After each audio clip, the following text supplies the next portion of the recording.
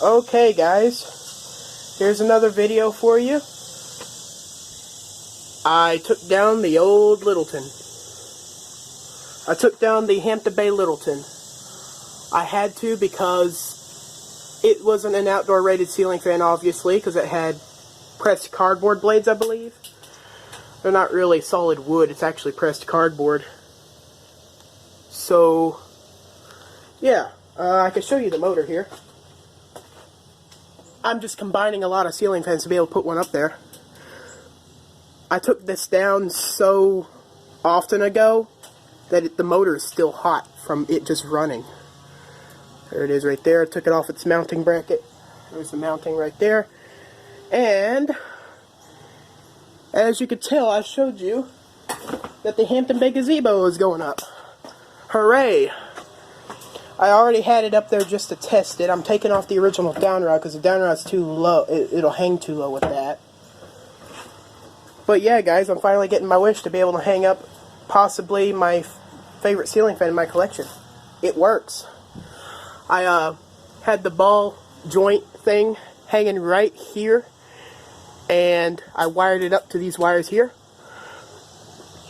And at first it didn't work. I was wondering. Pulled the chains, nothing happened, but then I started messing with this reverse switch, and the reverse switch was just a little bit off, so I flipped the reverse switch in the direction that the fan will be going for a downdraft, and the whole thing just activated.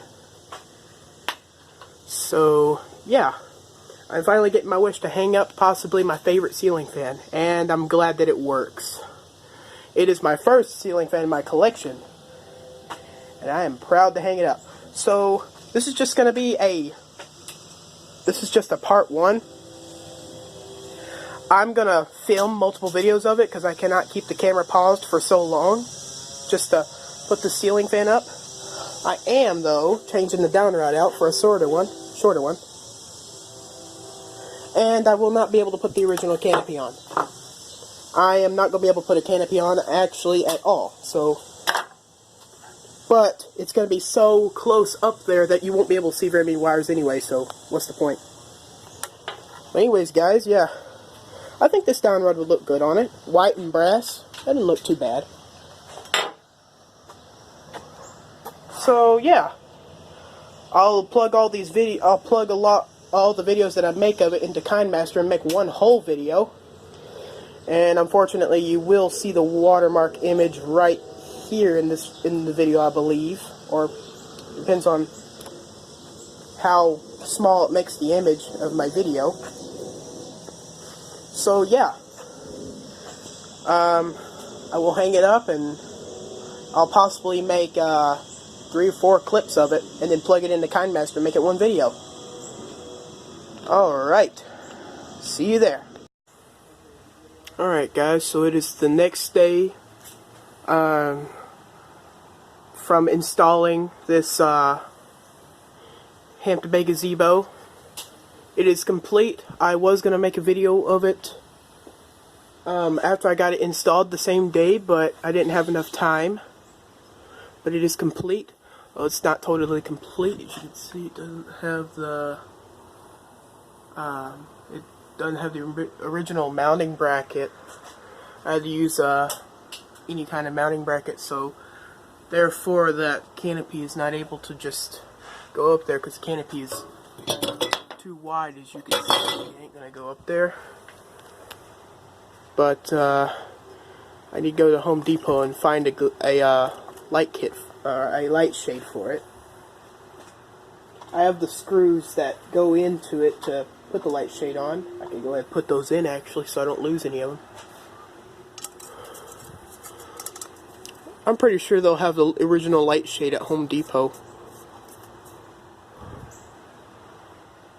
I want to find a light shade for it pretty soon. I just don't have one wide enough to fit on this. At least not yet.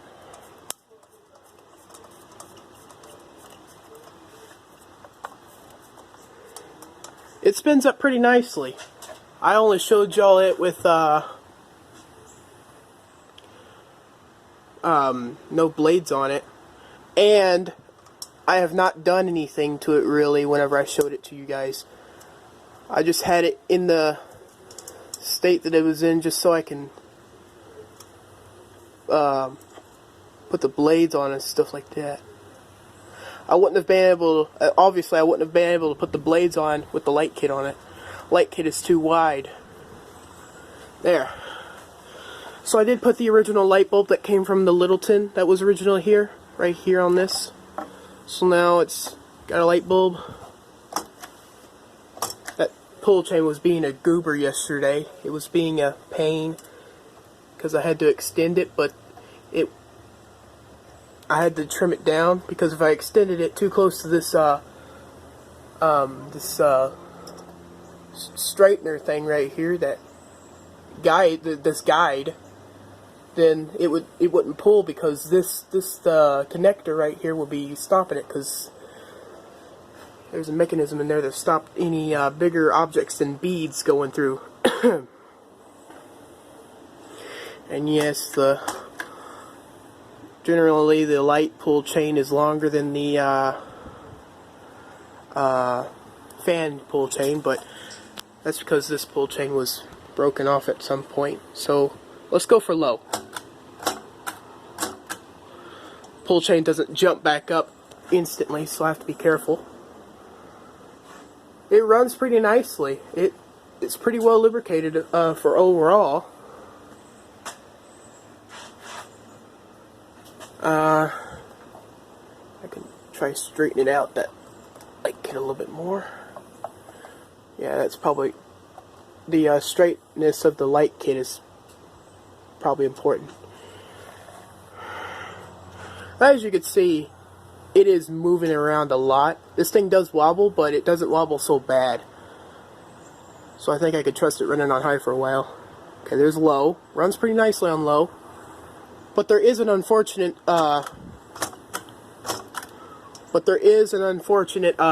disadvantage to this fan. I see why it was being trashed.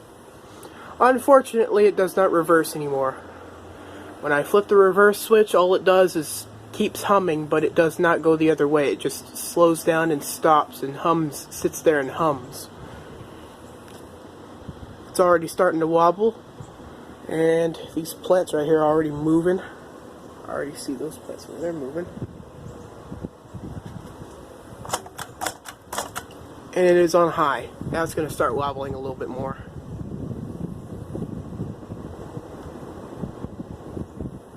It doesn't wobble too bad, but it is really hard to tell how bad it's really wobbling on camera, but in real life it is wobbling a little bit more than what I can see on the screen.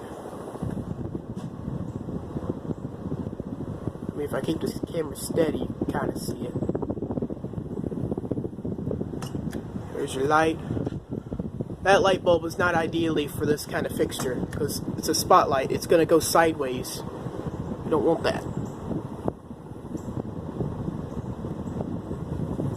Oh yes, so yeah, it is wobbling, but it's not terrible. And it did jump down into the ball mount socket thing, so it is not going to start turning and eventually jump off its hanging mechanism. But yeah, let's go for a spin down.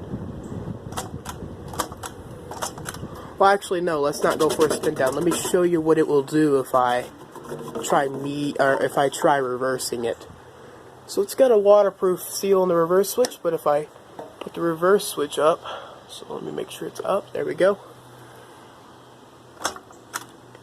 There. It is indeed on, but it's not doing anything. Now, if I flip the reverse switch back, it starts moving again. Flip the reverse switch again, doesn't move anymore. So there's definitely a problem with that.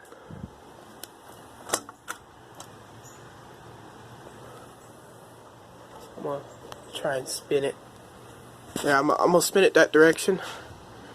Now, I don't know what has failed about the reverse switch. I don't know if it was the capacitor or it's just a reverse switch in general. It may be the capacitor, but I'm not sure yet. So yeah, as you can see, it is not agreeing with being reversed. But if it goes the other way, everything seems fine. And why not? I'll give you guys a startup, so that way I can get it up to high. But if I ever feel the need to, I can take down this fan again and test all my other fans. If I can get permission, I could probably turn this little outside ceiling fan hanging piece right there into my own ceiling fan rig, so I could test different ceiling fans for my viewers. Now, not all my ceiling fans have blades. Like the brass ceiling fans that I have, almost none of them have blades. So let's do a startup on high. There it goes. It is going. So basically now that reverse switch is technically an off for the ceiling fan, but the capacitor is still in use, and the capacitor will overheat due to the power not actually being used, so the power is just going to the capacitor and overheating it.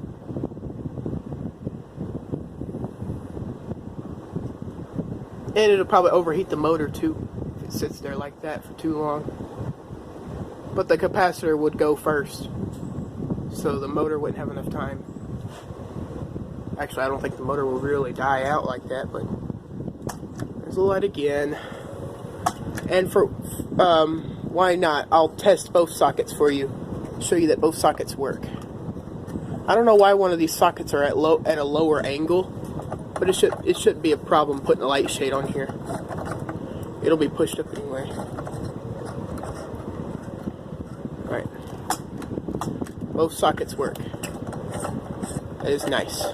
But the reason why I'm putting it in this, the reason why I'm putting the bulb in this socket instead of the socket that actually faces the backyard, or actually faces the seating area back here, is because we do not have a floodlight that aims out here in our yard, our backyard.